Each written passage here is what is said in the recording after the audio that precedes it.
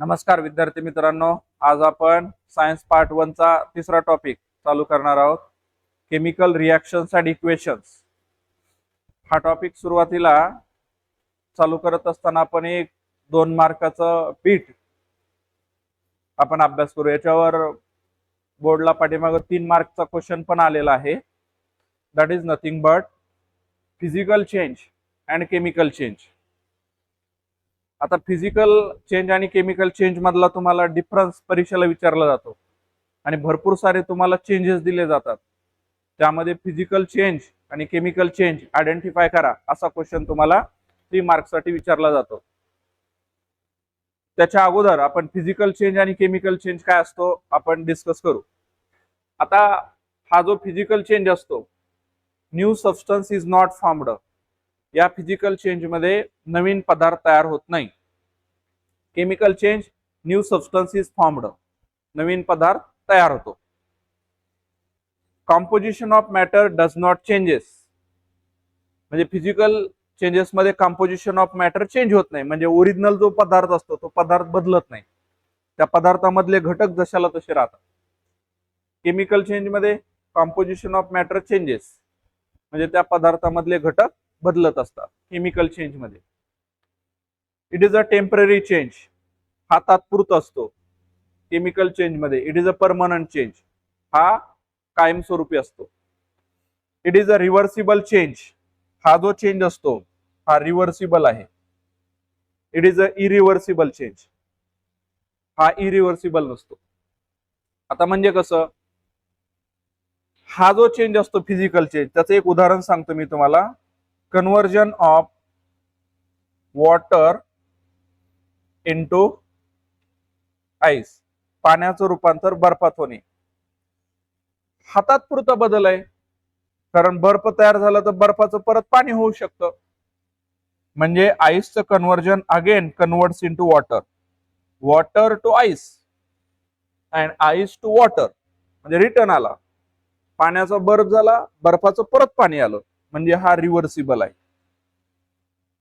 Temporary आहे, तात्पुरता आहे. Composition of matter does not changes. पाण्याचा बर्फ झाला, काही बदलत नाही, फक्त स्टेट बदलते. वॉटरचा फॉर्म्युला H2O, आईसचा फॉर्म्युला H2O, फक्त स्टेट बदलते. हे लिक्विड मध्ये, हे सॉलिड मध्ये. याच्या पलीकडे कॉम्पोजिशन ऑफ मॅटर चेंज होत नाही. New substance is not formed. नवीन कुठलाही पदार्थ तयार होत नाही. हे एकच पदार्थ आहे आईस आणि वॉटर, फक्त स्टेट चेंज झाली. पण इथं असं नसतं. म्हणजे कसं, ripening of mango. Ripening of mango म्हणजे आंबा पिकणे. मग आंबा पिकला तर काय झाला, सुरुवातीला तो कच्चा होता, रॉ मँगो होता. ओके, तो पिकला. मग तो पिकल्यानंतर परत कच्चा होणार आहे का? नाही, म्हणजे तो रिव्हर्स येत नाही.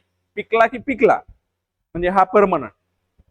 कच्च्या आंब्यामधले घटक वेगळे असतात, पिकलेल्या आंब्यामधले घटक वेगळे असतात, म्हणजे कॉम्पोजिशन चेंज होतं. कच्चा आंबा वेगळा, पिकलेला आंबा वेगळा, म्हणजे न्यू सबस्टन्स इज फॉर्मड. तर अशा पद्धतीनं हा डिफरन्स तुम्हाला परीक्षेमध्ये विचारला जातो. मग आता याच्यावर तुम्हाला काही एक्झाम्पल आहेत. जसे की बघा, आपल्या बुक मध्ये दिलेले, हे आपल्या बुक मध्ये दिलेले एक्झाम्पल्स आहेत. याला तुम्हाला आयडेंटिफाय करा म्हटलं जातं. फिजिकल चेंज कोणता आणि केमिकल चेंज कोणता, असे भरपूर सारे तुम्हाला एक्झाम्पल दिलेले असतात. मग आपण याच्यावर आता या ठिकाणी आपण डिस्कशन करू. त्यामध्ये बघा, transformation of ice into water. बर्फाचं रूपांतर पाण्यात होणे. बर्फाचं रूपांतर पाण्यात होणे, पाण्याचं रूपांतर परत बर्फात होतं, म्हणजे हा परत रिटर्न येतो. म्हणजे हा कोणता चेंज आहे? फिजिकल. पक्क लक्षात ठेवा, परमनंट झाला तर केमिकल आणि टेम्पररी झाला तर फिजिकल. आता दुसरं एक्झाम्पल बघा, cooking of food. Cooking of food, अन्न शिजणे. अन्न शिजलं की शिजलं, ते परत कच्चं होणार आहे का? नाही, म्हणजे ते परमनंट आहे. म्हणजे हा कोणता चेंज आहे? Chemical change. पक्क लक्षात ठेवा, permanent change, chemical change, permanent change, chemical change, permanent change, chemical change. Temporary change, physical change, temporary change, physical change. Physical हा टेम्पररी असतो. पुढे बघा, रायपनिंग ऑफ फ्रूट. रायपनिंग म्हणजे पिकणे, फ्रूट म्हणजे फळ, फळ पिकणे, फळ पिकलं की पिकलं, ते परत कच्चं होणार आहे का? नाही, परमनंट आहे, केमिकल चेंज. त्यानंतर milk turn into curd, curd म्हणजे दही, दुधाचं रूपांतर दह्यात होणे, दुधाचं दही झालं की झालं परमनंट, परत दह्याचं दूध होणार नाही, म्हणजे हा कोणता चेंज आहे? Chemical change. Evaporation of water, पाण्याची वाफ होणे, बाष्पीभवन होणे पाण्याचं. मग तुम्ही सांगा, पाण्याची वाफ झाली, वाफेला थंड हवा लागली की वाफेपासून परत पाणी तयार होतं, वाफेपासून परत पाणी तयार होतं, म्हणजे हे काय परमनंट नाही, पाण्याची वाफ, वाफेचं पाणी, म्हणजे हा कोणता चेंज आहे? Physical change. Digestion of food in the stomach, पोटामध्ये अन्नाचं पचन होणे, पचन झालं की झालं, परत अन्न तयार होणार आहे का? नाही, मग कोणता चेंज आहे? Chemical change. Size reduction of naphtha balls exposed to air, naphtha ball जो असतो तो हवेमध्ये ठेवला तर त्याचं सब्लिमेशन होतं, म्हणजे डायरेक्ट त्याचं गॅसेस मध्ये कन्व्हर्जन होतं. त्या गॅसेसला आपण पकडलं, त्याच्यावर प्रेशर लावलं तर परत नॅप्था बॉल तयार होतो. लक्षात येते? फक्त स्टेट बदलते, स्टेट बदलले हा फिजिकल चेंज असतो. मग नॅप्था बॉलचं कन्व्हर्जन गॅसमध्ये होतं, तो गॅस पकडून जर तुम्ही दाबलं तर परत नॅप्था बॉल तयार होऊ शकतो, म्हणजे हा कोणता चेंज आहे? फिजिकल चेंज आहे. स्टेनिंग, स्टेनिंग म्हणजे डाग पडणे, ऑफ शहाबाद और कडप्पा टाईल, टाईल म्हणजे फरशी, बाय लेमन ज्यूस, लिंबूचा रस एखाद्या फरशीवर पडला, त्याचा डाग पडला, तो कोणता चेंज आहे? तर नेहमी लक्षात ठेवा, लेमन मध्ये सायट्रिक ऍसिड असतं, ते सायट्रिक ऍसिड त्या टाईल मधल्या घटकाबरोबर रिॲक्शन करतं आणि तो डाग तयार होत असतो, म्हणजे तो डाग या ठिकाणी केमिकल असतो. Breaking of glass object on falling from a height, एखाद्या उंचीवरून ग्लास पडणे आणि त्याचे तुकडे तुकडे होणे, हा कोणता चेंज आहे? तुकडे झाले म्हणजे काय? नवीन कुठला पदार्थ तयार झाला का? नाही, त्या पदार्थामधले घटक तेच आहेत, फक्त ब्रेकडाऊन झालं. लक्षात येते का? ते तुकडे जर तुम्ही गोळा केले, त्याला हीट दिलं, ते मेल्ट होणार, त्या साच्यात टाकलं तर परत ग्लास तयार होऊ शकतो, म्हणजे हा कोणता चेंज आहे? लक्षात ठेवा, फिजिकल चेंज आहे. मग असे तुम्हाला कोणते या ठिकाणी एक्झाम्पल परीक्षेमध्ये विचारले जाऊ शकतात? आता तुम्ही मला सांगा, for example tearing of paper, paper फाडणे, हा कोणता चेंज आहे? पेपर फाडल्यावर नवीन काय तयार झालं का? नाही, फक्त त्याचे तुकडे झाले, ते तुकडे तुम्ही गोळा केले, त्याच्यात तुम्ही पाणी केमिकल टाकून त्याला प्रेस केलं, परत कागद तयार होऊ शकतो, म्हणजे हा सुद्धा फिजिकल चेंज आहे. लक्षात येते का? बस्टिंग ऑफ इन्फ्लेटेड बलून, फुगलेला फुगा फोडणे, फुगा फुटला तर काय झालं? फक्त साईज चेंज झाली, त्याच्यामधली हवा निघून गेली, त्या फुग्यामधले घटक जशाला तसे आहेत. The composition of matter does not changes in this case, therefore bursting of balloon, inflated balloon is also physical change. फुगा फुटला तर काय झाला? त्या फुग्याचं जे रबर आहे त्याला आपण जर हीट दिली, मेल्ट केलं, त्या रबराच्या साच्यात टाकलं, तर तो परत फुगा तयार होणार आहे. लक्षात येते? म्हणजे फुगा फुटणे हा सुद्धा या ठिकाणी फिजिकल चेंज आहे. कागद फाडणे फिजिकल चेंज आहे, ग्लासचे तुकडे पडणे फिजिकल चेंज आहे, नवीन काही तयार होत नाही. तर अशा पद्धतीने तुम्हाला कोणते चेंजेस या ठिकाणी देऊन परीक्षेमध्ये तुम्हाला प्रश्न विचारला जाईल, मग तुम्हाला ओळखता आलं पाहिजे. लक्षात येते? डिफरन्स पण येणार फिजिकल आणि केमिकल चेंज मधला. फिजिकल चेंजेसचे पॉइंट लक्षात ठेवायचे, त्याच्या उलट केमिकलचे लिहायचे. मग फिजिकल चेंज मधले 4 पॉइंट सांगा, तुमच्या नोटबुक मध्ये लिहून घ्यायचं. फिजिकल चेंजेसचे 4 point: new substance is not formed. दूसरा point, composition of matter does not changes. तीसरा point, it is a temporary change. चौथा point, it is a reversible change. आणि पाचवा पॉइंट तुम्ही एक्झाम्पल पण लिहू शकता. For example, conversion of ice into water. त्याच्या उलट केमिकल चेंजचे 4 पॉइंट कोणते? New substance is formed. Number 2, composition of matter changes. Number 3, it is a permanent change. Number 4, it is a irreversible change, म्हणजे तो परत येणार नाही. आणि 5वं एक्झाम्पल रायपनिंग ऑफ फ्रूट. अशा पद्धतीनं हा 2 मार्क्ससाठी किंवा 3 मार्क्ससाठी क्वेश्चन येऊ शकतो. तर अशा पद्धतीने आपण याची तयारी केलेली आहे. आता पुढे बघा, तुम्हाला या ठिकाणी एक ऍक्टिव्हिटी दिलेली आहे. लक्षात येते, ही अशी ऍक्टिव्हिटी दिलेली आहे. तुम्हाला 5 ऍक्टिव्हिटी दिल्यात आणि त्यामध्ये तुम्हाला टेबल कंप्लीट करा असं म्हटलेलं आहे. आता इथे विचारले पहिल्या ऍक्टिव्हिटी मध्ये, take a spoonful limestone CaCO3 powder in an evaporating dish, heating strongly on high blue flame. म्हणजे याला या ठिकाणी काय केलं, तुम्ही चांगलं हिट केलं. ओके, लाइमस्टोन घेतला म्हणजे कॅल्शियम कार्बोनेट घेतला आणि त्याला मोठ्या प्रमाणात हिट केलं. तर तुम्हाला इथं विचारलेलं आहे, या ठिकाणी तुम्हाला काही ऍक्टिव्हिटी विचारलेल्या आहेत. जसं की कलर चेंज विचारलेला आहे, त्यानंतर गॅस रिलीज विचारलेला आहे तुम्हाला, त्यानंतर टेम्परेचर चेंज विचारलेला आहे आणि त्यानंतर नेचर ऑफ चेंज विचारलेला आहे. तर लक्षात ठेवा, यामध्ये नो कलर चेंज,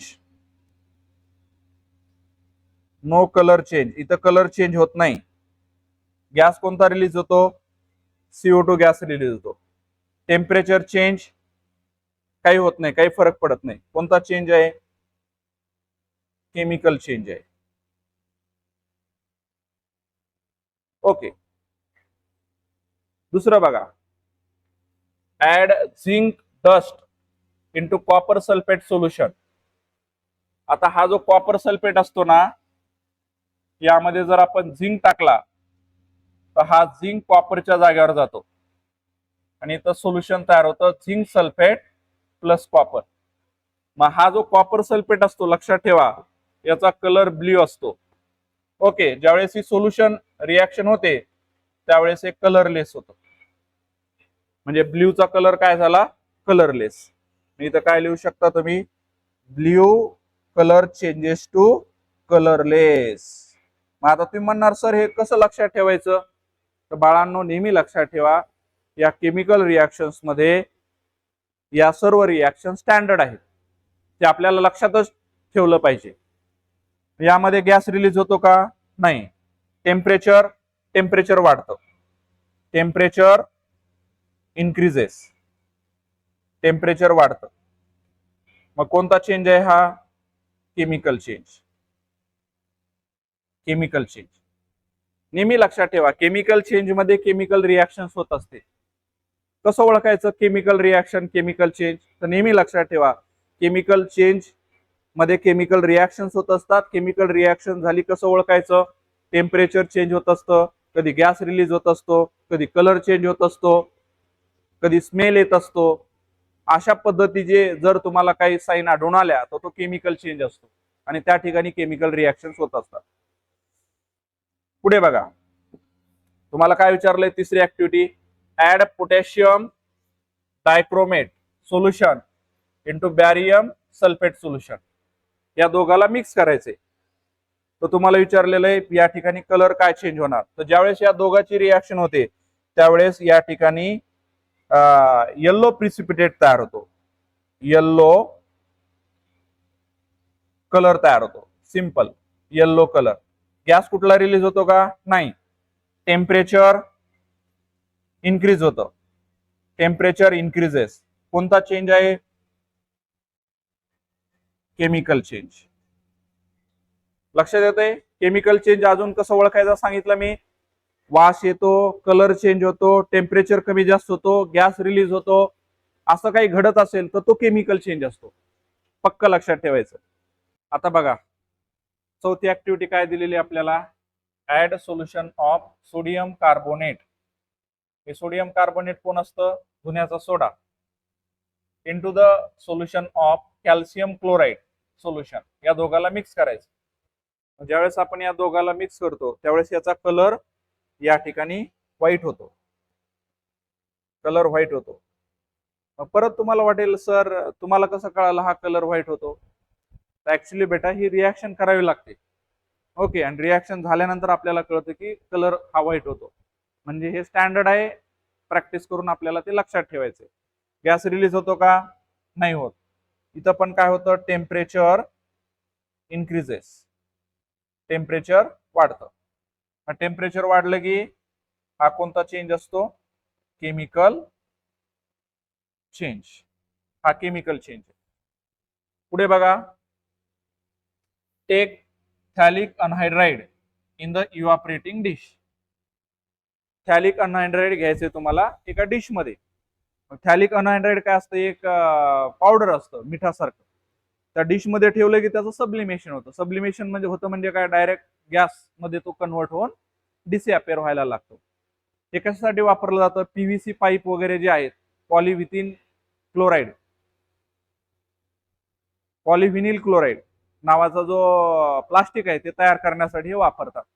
मग डिश मध्ये ठेवलं की ते इव्हापरेट होतं, म्हणजे निघून जायला लागतं. नवीन काहीच तयार होत नाही, फक्त स्टेट चेंज होते, गॅसमध्ये कन्व्हर्जन होतो. ओके, तर तो घटक मेन जशाला तसाच राहतो, कुठल्याही प्रकारचा नवीन गॅस तयार होत नाही. टेम्परेचर मध्ये काही फरक पडत नाही. हा कोणता चेंज असतो? फिजिकल. नवीन कुठलाही पदार्थ तयार होत नाही, फक्त स्टेट चेंज होते, म्हणून हा फिजिकल चेंज आहे. अशा पद्धतीची ऍक्टिव्हिटी आहे. आता ही ऍक्टिव्हिटी कधी परीक्षेला विचारली जात नाही, पण आपल्या बुक मध्ये आहे, म्हणून आपण ती फॉर्मॅलिटी या ठिकाणी कंप्लीट केलेली आहे. आता याच्यानंतर बघा, आपण या ठिकाणी टॉपिकच्या महत्वाच्या भागाला चालू करणार आहोत, ज्यामध्ये आपल्या टॉपिकचं नाव केमिकल रिॲक्शन्स. ओके, म्हणजे काय? What is mean by chemical reactions? आपण आता 3 महत्वाच्या डेफिनेशन डिस्कस करणार आहोत, ज्यामध्ये chemical reaction. What is mean by chemical reaction? It is a process in which some substances undergo bond breaking. काही पदार्थांमधले बॉन्ड ब्रेक होतात and converted into new substances bye formation of new bond. आणि त्यांचं conversion नवीन पदार्थामध्ये होते bye formation of new bond. Naveen bond तयार होतात. म्हणजे ही अशी एक प्रक्रिया आहे, यामध्ये पदार्थामधले जुने बॉन्ड ब्रेक होतात, नवीन बॉन्ड तयार होतात आणि यांच्यापासून नवीन पदार्थ तयार होतात. अशी प्रोसेस म्हणजे केमिकल रिॲक्शन. मग तुम्ही डेफिनेशन पाठ करायची. काय? It is a process in which some substances undergo bond breaking. काही पदार्थामधले बॉन्ड तुटतात and converted into new substances, आणि त्यांचं रूपांतर नवीन पदार्थात होतं. कसं? By formation of new bonds. Is called a chemical reaction. संपलं. आता याच्यानंतर दुसरी डेफिनेशन महत्वाची आहे, that is nothing but reactants. Reactants. What is reactants? असा तुम्हाला प्रश्न विचारला जातो. The substances taking part in the chemical reactions. The substances taking part in the chemical reactions is called reactants. जे पदार्थ केमिकल रिॲक्शन मध्ये भाग घेतात त्यांना रिॲक्टंट असं म्हटलं जातं. बघा, the substances taking part in the chemical reactions are called reactants. तिसरी डेफिनेशन आहे products. What is products? The new substances formed in the chemical reactions. The new substances formed in the chemical reactions is called products. Note down करायचं वहीमध्ये. What is product? The new substances formed in the chemical reactions are called products. त्यांना आपण products म्हणत असतो. मग आता याचं एक एक्झाम्पल सांगतो मी तुम्हाला. फॉर एक्झाम्पल बघा, कंबशन ऑफ कोल. एक्झाम्पल मध्ये बघा, कंबशन ऑफ कोल, कोळसा जळणे, हा केमिकल चेंज आहे. याला आपण लिहित असताना 2 पद्धतीने लिहू शकतो. याला लिहू शकतो आपण वर्ड फॉर्म मध्ये, ज्याला आपण म्हणत असतो वर्ड इक्वेशन. कसं लिहिणार? तर लक्षात ठेवा बाळा, कोल म्हणजे असतो कार्बन. ओके, तो जळत असतो म्हणजे त्याचं कंबशन होत असतं, म्हणजे तो रिॲक्शन करत असतो ऑक्सिजन बरोबर. मग वर्ड इक्वेशन कसं लिहू शकतो आपण? कोल म्हणजे कार्बन, जळतोय कंबशन होतोय म्हणजे ऑक्सिजन बरोबर रिॲक्शन होते, आणि या दोघांची रिॲक्शन झाल्यानंतर तयार जो होत असतो तो कार्बन डायऑक्साईड, तो असतो कार्बन डायऑक्साईड. हे याला आपण शब्दाच्या स्वरूपात लिहिलं. जसं आपण वर्ड इक्वेशन मध्ये लिहू शकतो तसं आपण याला दुसऱ्या फॉर्म मध्ये पण लिहू शकतो. That is nothing but chemical equation. म्हणजे काय, केमिकल फॉर्म्युले, सिम्बॉल्स यांच्या फॉर्म मध्ये लिहायचं. म्हणजे कसं बघा, कार्बन, कार्बनचा सिम्बॉल सी. ऑक्सिजन, ऑक्सिजनचा फॉर्म्युला O2. या दोघांची रिएक्शन झाली, कोण तयार झालं, CO2, कार्बन डायऑक्साईड. अशा पद्धतीनं सिम्बॉल आणि फॉर्म्युलेच्या स्वरूपात लिहिणं म्हणजे केमिकल रिएक्शन. मग आता याच्यामध्ये बघा, हे जे असतात ना, कार्बन आणि ऑक्सिजन, हे रिएक्टंट्स आहेत, कारण यांच्यामध्ये रिएक्शन व्हायला लागली. ज्यांच्यामध्ये रिएक्शन होते ते reactants. The substances taking part in the chemical reactions are called reactants. मग हे दोघ जण रिएक्टंट्स आहेत. The new substances formed in the chemical reactions are called products. जे नवीन पदार्थ तयार होतात त्यांना आपण प्रोडक्ट्स म्हणतो. मग कोण तयार झालं बघा बरं, इथं तयार झाला कार्बन डायऑक्साईड. मग हा कार्बन डायऑक्साईड कोण आहे, हा कार्बन डायऑक्साईड आहे प्रोडक्ट. कार्बन डायऑक्साईड कोण आहे, प्रोडक्ट. लक्षात येते. तर अशा पद्धतीनं तुम्हाला रिएक्टंट्स आणि प्रोडक्ट्स या ठिकाणी ओळखू आले पाहिजे. ओके, रिएक्टंट्स म्हणजे कोण, जे केमिकल रिएक्शन मध्ये भाग घेतात ते रिएक्टंट्स. जे नवीन पदार्थ तयार होतात ते कोण, प्रोडक्ट्स. याचा अजून एक एक्झाम्पल तुम्हाला आपल्या बुक मध्ये दिलेला आहे. जसं की या ठिकाणी बघा काय केलेलं आहे तुम्हाला, या कॉपर सल्फेट सोल्युशन मध्ये झिंक टाकलेला आहे. कॉपर सल्फेट सोल्युशन मध्ये झिंक टाकलेलं आहे. मग त्याला बघा वर्ड फॉर्म मध्ये कसं लिहिलं, हे बघा, aqueous solution of copper sulphate plus zinc dust. कोण तयार झालं, aqueous solution of zinc sulphate plus copper. म्हणजे हे कोणत्या फॉर्म मध्ये, वर्ड फॉर्म मध्ये. मग हे काय झालं, वर्ड इक्वेशन. वर्ड इक्वेशन झालं. त्यालाच केमिकल इक्वेशन मध्ये लिहायचं झालं तर कसं लिहिलं, हे बघा, कॉपर सल्फेट चा फॉर्म्युला CuSO4. त्याच्यात कोण टाकलं, झिंक. झिंकचा सिम्बॉल Zn. ही रिएक्शन झाल्यानंतर कोण तयार होतं, हा झिंक कॉपरच्या जागेवर जातो, कॉपर बाजूला जातो. कोण तयार झालं, झिंक सल्फेट प्लस कॉपर झालं. अशा पद्धतीने आपण फॉर्म्युला आणि सिम्बॉलच्या फॉर्म मध्ये लिहिलं की हे जे इक्वेशन असतं त्याला आपण म्हणत असतो केमिकल इक्वेशन्स. आणि आपण जे मोस्ट यूज करत असतो ते केमिकल इक्वेशन्स असतो. वर्ड इक्वेशन यूज करत नाही, कारण बघा त्याला लिहिण्यासाठी किती मोठी जागा लागली, एवढी मोठी जागा लागली. मग हे लिहिणं थोडं अवघड आहे. वर्ड इक्वेशन हे बघा केवढं मोठं लिहावं लागलं. त्याच्यापेक्षा केमिकल इक्वेशन्स लिहिणं सोपं आहे. त्यामुळे आपण जे equation day to day life मध्ये वापरतो ते केमिकल इक्वेशन्स वापरतो. यासाठी तुम्हाला वेगवेगळ्या पदार्थांचे केमिकल फॉर्म्युले आणि त्यांचे सिम्बॉल तुम्हाला माहित असायला पाहिजे. अशा पद्धतीनं एखादं केमिकल रिएक्शन्स आपल्याला दोन पद्धतीने लिहिता येते. एक म्हणजे वर्ड इक्वेशन्स आणि दुसरं म्हणजे केमिकल इक्वेशन. वर्ड इक्वेशन म्हणजे शब्दाच्या स्वरूपात, केमिकल इक्वेशन्स म्हणजे असे फॉर्म्युले वापरणे आणि सिम्बॉल वापरणे. फॉर्म्युले सिम्बॉल, फॉर्म्युले सिम्बॉल वापरून एखादं रिएक्शन्स लिहिणे म्हणजे केमिकल इक्वेशन, आणि शब्दाच्या स्वरूपात लिहिणे म्हणजे वर्ड इक्वेशन. आपण वापरतो कोणतं, केमिकल इक्वेशन. ओके, त्यासाठी आपल्याला फॉर्म्युले पाठ करावे लागतात. ते फॉर्म्युले मी तुम्हाला एक स्पेशल चार्ट करून लिहून देईन. ओके, आज इथंच थांबूया. थँक्यू.